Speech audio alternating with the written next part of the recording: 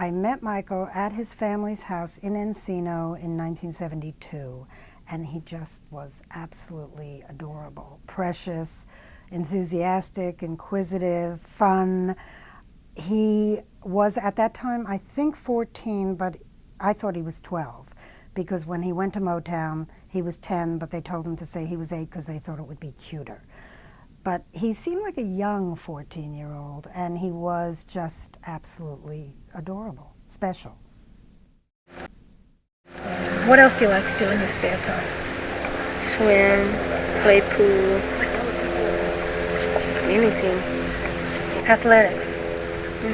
Like, we don't go much out of the gate because everything is here, you know. Like when we lived in another house, we used to go to the park and play basketball, or we have it here. We used to go places, you know, play volleyball, but we have that here. So everything is just here. In many of my interviews with Michael, you can hear Tito drumming in the background, you can hear Marlon or Jackie coming over and teasing him or playing with him or hitting him, or I don't mean hitting, violently hitting, I mean just kidding around, brother type stuff. So it was a very, very close family for, I would say, about the first 15 years of the time that I spent interviewing Michael. Then it changed. And as they all got older and they moved out of the house, I think they got a little more distant. I also think Michael went through a period when he was a teenager, because I remember him talking to me about the fact that he didn't know if he really wanted to get married. He didn't know if he really wanted a girlfriend. He saw his brothers cheating on the road. He slept in rooms in hotels when he was pretending to be asleep in another bed while one of his brothers was picking up some groupie and having sex or something. And this is not something that really made him particularly happy. I think it kind of turned him off a little bit of stuff. And I think it might have made him more distant from some of his older brothers. That he called Donnie up in the middle of the night because he couldn't sleep, so they had a That sound like chat. me. What do you think of their music? They're pretty good. Do you think that they copied your style? You know, I guess so. Yeah. Yeah, I just tell the truth. The family had 2 dogs, and one was named Heavy and one was named Hitler. And I said to him, Hitler? And he said, well, our drummer named him Hitler, but when we talk about him in interviews, we call him Duke. There had been a rumor later on that Hitler ate one of the llamas. I can't quite confirm that, but I do have that somewhere in my notes, in my boxes of notes, yes. Did you try to change the material this time, make it sound different? Do you think it sounds different than other stuff you've done? Yeah, it's different from the other one. How? In what way? It's more, because I got to sing free the way I wanted to sing. Yeah. I wasn't told what to do. And it came out fabulous. Everybody likes it. Yeah, it's really And it's not, it don't sound like, you know, I didn't get a chance to do my own thing, and it's the first time ever. Like on Just One More Step and all that stuff. Mm. And One Day in Your Life. I had to put up a couple of little fusses, but Really? it's there, just a little. Well, do you think now that they're paying more attention to you, like they don't think you're a kid anymore or something, and you'll be able to do more and more of that kind of stuff? Well, I always did want to be free all the time.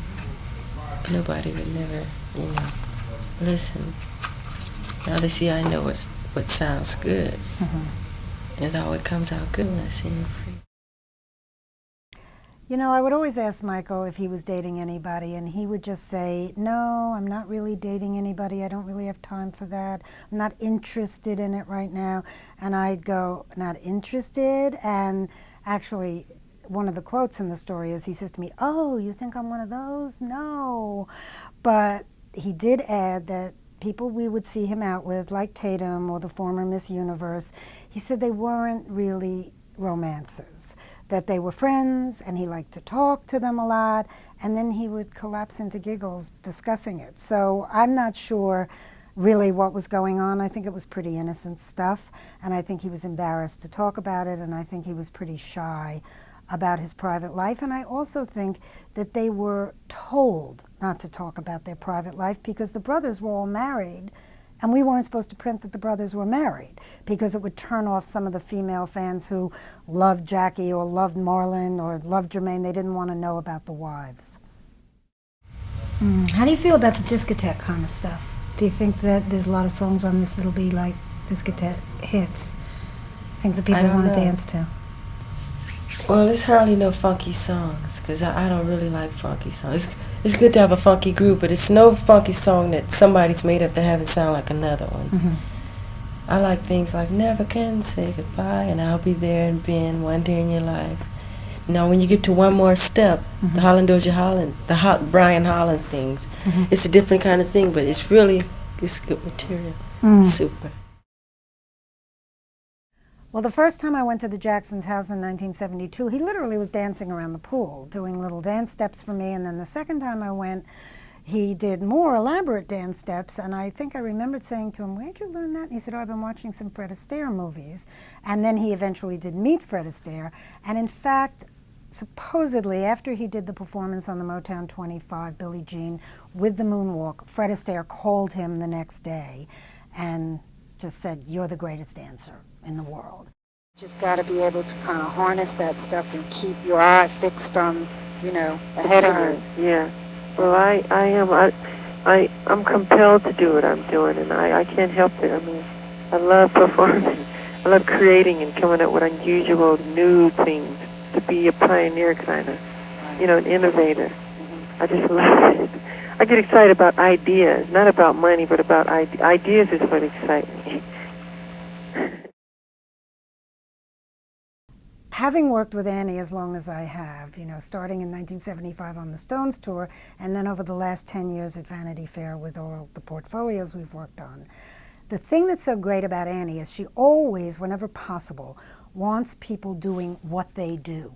She wanted, Leonard Cohen at the piano, or Dave Brubeck at the piano, or if she wants some sports person doing what it is that they do. So obviously she would want Michael dancing. And Michael was happy to do it, and the pictures are just great. I mean, they're beautiful, and he looks great. And then, of course, all dressed up also, looking at himself in the mirror, that says a lot about Michael, too, because he wouldn't just be in a T-shirt and sweatpants for Annie. He would be all done up, because at that point in his career, he was Michael Jackson, and he was a huge, huge solo superstar. And he loved to get all done up in all kinds of drag. I can't personally say when I thought it went haywire for Michael, because when I saw him in 1988, he had already had some plastic surgery. He already looked different. He already looked different in 1984 when I saw him on the Victory Tour backstage at Madison Square Garden. I say in the story, I did take David Lee Roth to that concert, and Michael, we had like a private little thing with him, and he hugged me, and all this makeup rubbed off on me, and that was the first time I noticed that. Plus, I think he had done something to his face by then. I'm not exactly sure of the timing. So I knew that something was starting to change. In 1988, when I saw him, and we talked about the Jungle Gardenia perfume, and he nailed it, and I said, "You're not as la-la as as everybody says you are." Obviously, people were at that time saying he was la-la, mostly because of the plastic surgery. I think he just got hooked on it. I think he wanted to change his nose. He says in the questionnaire that we print that one of his nicknames was Nose. His father always teased him about his nose. I mean, his father's nose is not so, it was the same nose as Michael's. So he was teasing Michael about Michael's nose, and I think it just bothered him his whole life, and when he had enough money and could do something about it, he did it, and it just went on and on from there. And if I saw him now, the thing about my relationship with Michael was we always just talked to each other just like this. He talked to me in a normal voice. He cursed. I mean, the first time I heard him say crap, when he said Thriller was crap when he first heard the mix, I was kind of shocked because I hadn't heard him talk like that.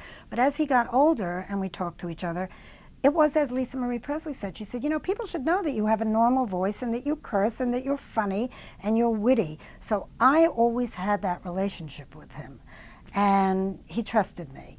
And so I think he possibly would have talked to me in a way that would have been a little more normal, and I certainly would have wanted to ask him everything.